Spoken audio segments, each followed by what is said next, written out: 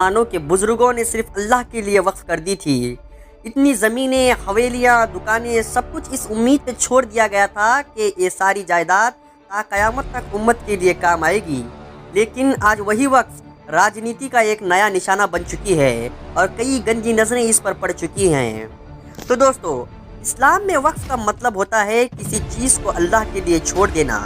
ना कोई इसको बेच सकता है और ना ही कोई इसका वारिस है, और ये सारी जायदाद सिर्फ गरीबों, मदरसों, मस्जिदों और मुसलमानों की भलाई के लिए इस्तेमाल होगा।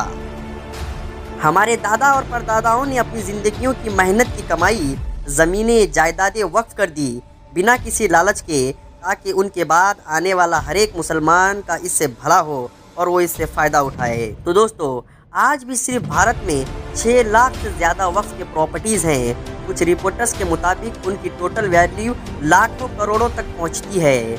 इतनी ज़मीनों की अगर सिर्फ 10% तक भी इस्तेमाल हो जाए तो मुसलमानों में कोई गरीब नहीं रहेगा, और जो गरीब हैं उनके सर पर छत आ जाएगा।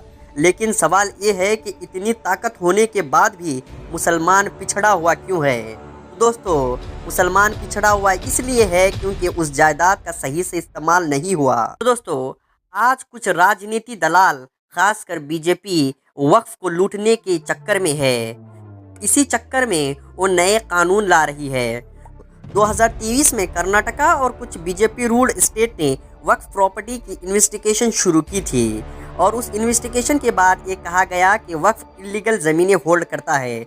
लेकिन असल में क्या ये जांच हुई थी या नहीं, एक राज है। और एक रास्ता तैयार किया जा रहा था कि वक्फ के नाम पर कैसे विवाद खड़ा किया जाए और कैसी वक्फ की ज़मीनें छीन ली जाए। बीजेपी लीडर्स खुलकर कहते हैं कि वक्फ बोर्ड एक पैरेलल सरकार बन गई है। लेकिन असली सवाल ये है, क्या उन्हें मुसलमानों की भलाई चाहिए या ये सिर्फ वक्फ की ज़मीन लूटने की एक नई साजिश है? कमेंट करके ज़रूर बताएं दोस्तों। तो दोस्तों, ये वही जायदाद है जो हमारे बाप दादाओं ने हमारे लिए छोड़ी थी। अगर आज हम खामोश रहे तो कल ये सब कुछ किसी और के नाम हो जाएगा। ये एक सोचने की बात है।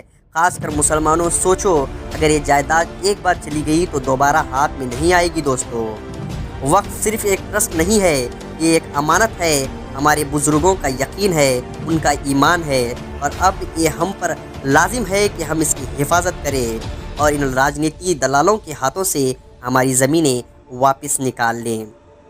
आप क्या सोचते हैं दोस्तों इस वक्फ बिल के बारे में? क्या इसको लूटने की साजिश हो रही है?